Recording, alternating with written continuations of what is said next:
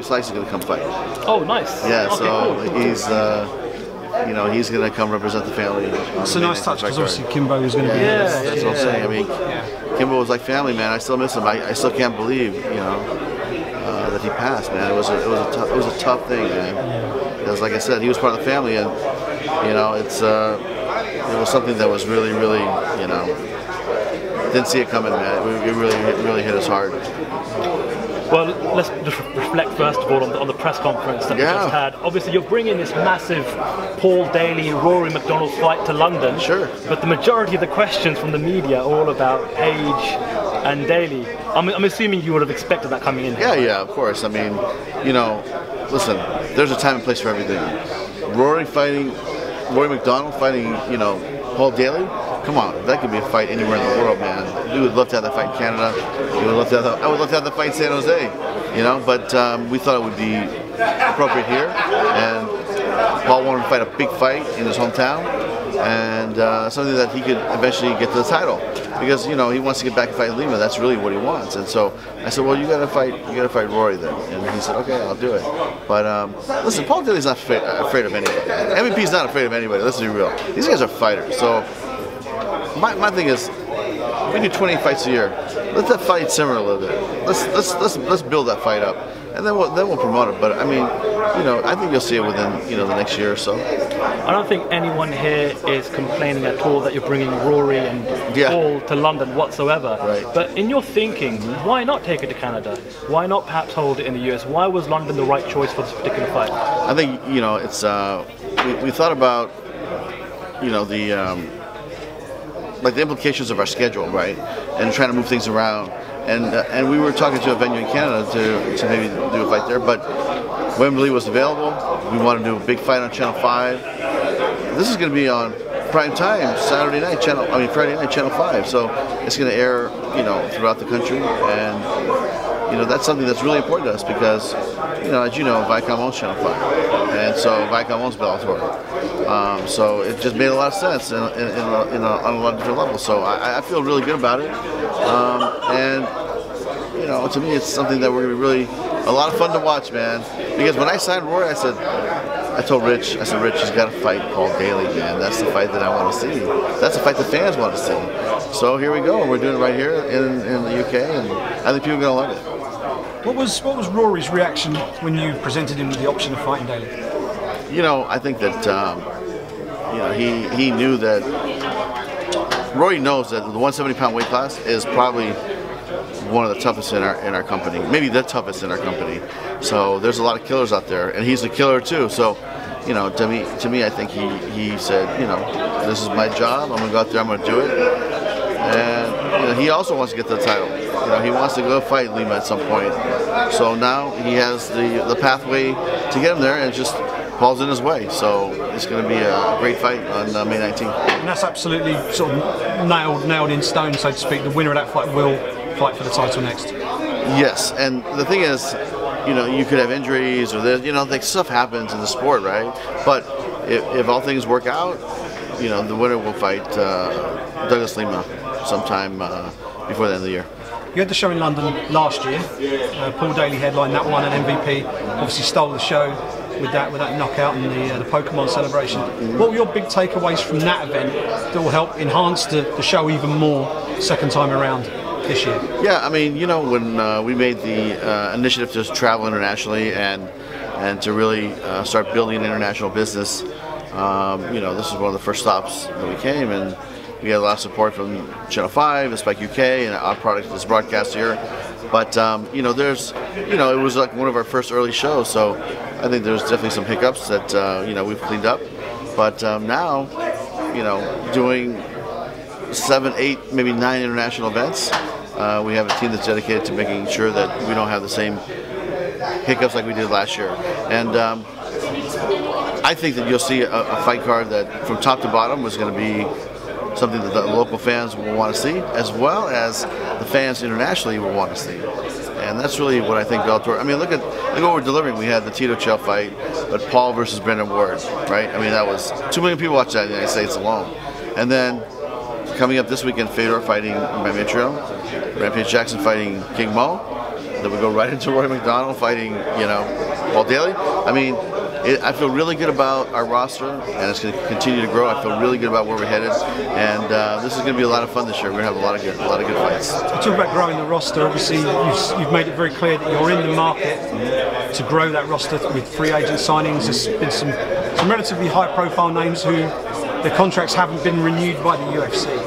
Ryan Bader's obviously a very well-known name that the discussions have been documented. There's people like Misha Serkinov and Lorenz Larkin, people like that.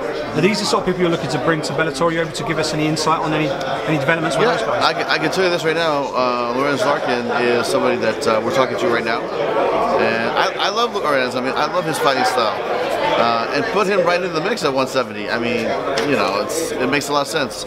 But you know, we're continuing talking. Hopefully, we could get something done with him, because we'd love to have him on our roster. And the free agent thing doesn't necessarily apply to fighters as well. I know you've picked up some free agent executives as well along the line. One high-profile departure from the UFC is their play-by-play guy, Mike Goldberg. Is he somebody that you're potentially interested in bringing into the Bellator fold? He's somebody that we're talking to, but and I'm not sure that it's like what's going to happen there. But I know that Goldie reached out, but we have a great play-by-play guy right now in Sean Grande, and but I know that there's a few dates that Sean can't do because he also has commitments with basketball and the Celtics. So I think that Goldie might be a guy that could come in and take some of those dates. But really, it's going to be, I think, based on Sean's schedule and his basketball schedule. But it'd be great. Wouldn't it be great to see Goldie and our guy Jimmy and Chael? I mean, that would be a nice little play-by-play and color commentary team.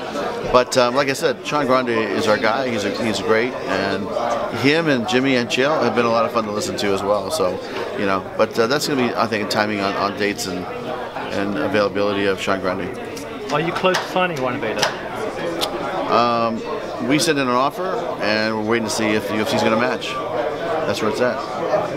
And regarding the 7 to 9 international markets that you're going to be holding events in 2017, you've already announced Italy, obviously the UK, Ireland, Hungary. What other countries can we expect you to break into this year? We're definitely going to go to South America at some point. So whether it's Brazil or Argentina, we're going to go down to South America and do something really big. Okay. So it's the fight that I have in mind. I think will be spectacular, and I think that those two territories make a lot of sense. Scott, just interested to get your take. There seems to be a lot of chatter online as to the recent bouts and them actually not being for real.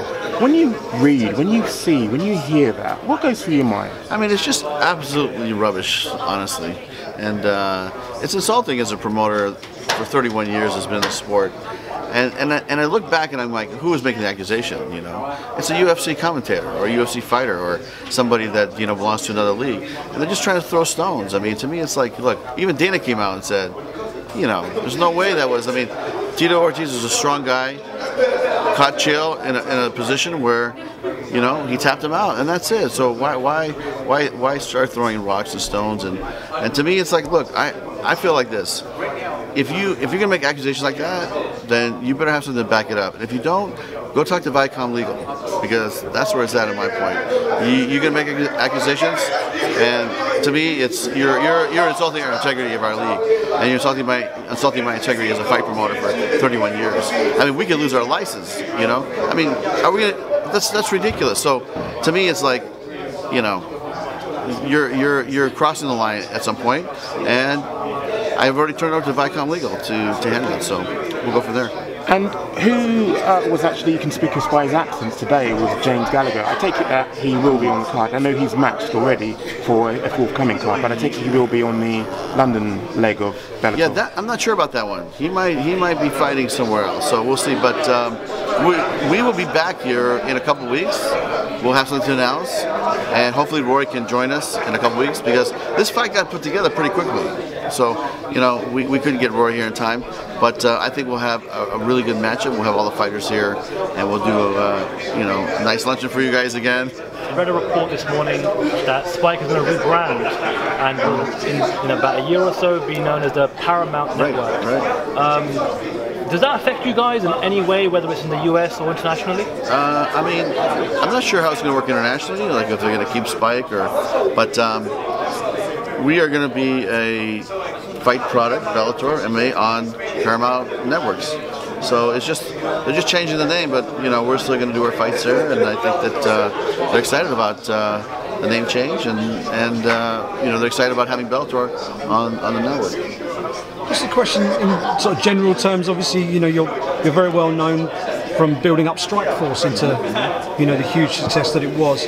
How much is this sort of mirroring that success, and how rewarding is it for you to be able to pick up a brand like Bellator and start to grow it once again, much like you did with Strikeforce? Yeah, you know what? That's a great question, because really it's really what drives me every day. You know, because when we sold Strikeforce, I had a partner, and you know, I think it's known that that was something that they wanted to do, and you know, I really didn't want to do it that much, but it's either we were going to sell or I was going to end up in a bad marriage, so to speak, right? So it is what it is, but you know, I think things work out how they're supposed to work out, and I call Bellator in my mind Strikeforce 2.0, right? And every day when I wake up, I feel like there's unfinished business with how far I could have took Strikeforce, right? And that's really what motivates me to drive this company, because you know, now I have more resources than ever. Think about it. We have networks all over the world. I have a backing of a company that, you know, is a worldwide media, you know, mogul, conglomerate. And so, you know, you put all that together with the know-how of how to promote and how to, you know, put on the big fights and the big shows.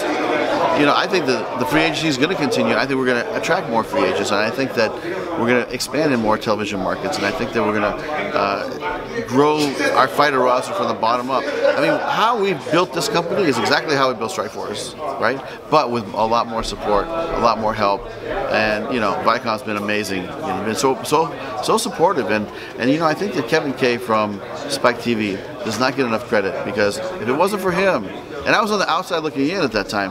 I was working actually with K1 at that time, so I was in the kickboxing, you know, industry. I wasn't involved in MMA at all. It wasn't even legal in California at that time. So you know, I was on the outside looking in, and Kevin Kay was the guy that said, you know what, we're going to give the UFC a shot to be on Spike. If that didn't happen, you know, and I know that you know, Lorenzo and UFC did their part, but if that didn't happen, where would we might not all be here talking right now, you know. And Kevin was the guy that said, okay, we're going to take a risk and put you on. And yeah, did it work out for both parties? And yeah, of course, absolutely. But it was Kevin Kay from Spike that said, we'll do it. And at that time, that was a time when no one had MMA on TV. Think about that. It wasn't that long ago. Now, you know, since then, Showtime aired it with Strikeforce and CBS and NBC now, you know, and then Fox. I mean, everybody has MMA, but that was in the time where nobody had MMA. And Kevin Kay said, all right, we'll give it a shot. And, you know, I give him the credit and the respect. And historically, when the history books come out, I think that, you know, that should be noted, that he was the gentleman that really, and he loves MMA. I mean, this is a guy that's emailing me 2 in the morning. Hey, did you see this article? Did you see that? Did you see that? I'm like, he's really into it, man. I mean, you know, he's the president of a network. Now he's the president of 3 networks. He's running Country Music Channel and TV Land, as well as, you know, Spike now, Paramount later. He's into MMA. He loves it. He watches all the fights, man. And to have somebody, you know, to work with like that, it's really a special moment in time. And really, it's my job to drive it as hard as I can. And think about the fights we're throwing, man. Fedor versus Mitrione, Rampage versus King Mo, this fight. And then, you know, believe me, there's going to be more big fights the rest of the year. And I'm really looking forward to what we can do. But it all goes back to, you know, like I said, like what you asked me was the unfinished business part, you know. And that's really, it really drives me, because it has nothing to do with competing against anybody. It really has to do with what I felt I could have accomplished, you know, before, you know, I sold. That's how I feel. Is there a specific element to that? Is there a specific type of show or a specific type of fight that you felt that you were building towards in Strikeforce, and then it got cut off before you had the chance that you're now looking to build to now in Bellator? Yeah, you know what? I mean, if you look at the elements, the production elements of Strikeforce, it's bigger here now, but it's kind of the same element, the same feel, and but let's be honest, that was really a page taken out of my Japanese promotion handbook when I worked for K1. They did it better than anybody. Let's face it. I mean, I walked into the Tokyo Dome one time, and I was like, oh my God, I can't believe they pay me to come here to help them. This is unbelievable. I think they had 60 or 70,000 people, and I literally walked to the top of that building to see what it looked like, and the ring was like this big, and it was packed. It was just amazing, and I was like, I can't believe this is going on. I mean, the biggest event that I had promoted for kickboxing was in '94. Was Javier Mendez, who was the AKA coach. Yeah. So I promoted him at the San Jose Arena in 1994, and I think we had 12,000 people. He fought Marek Piotrowski from Poland, and I think we had 12,000 people there, and that was the biggest. But to walk into a stadium where they played baseball, and then they went on a stadium tour. K1 went on a stadium tour that year, or where they did like the Tokyo Dome, the Fukuoka Dome, the Osaka Dome. It was just like, but there's nothing like it. But anyway, so that's really the playbook, is taking a page from the Japanese production, which I really love. I mean, I always thought it should be a part of it. When the music starts, the guy's walking down the ramp, and you got all this stuff. I love that stuff. It's entertainment, man, and I think that people really enjoy it.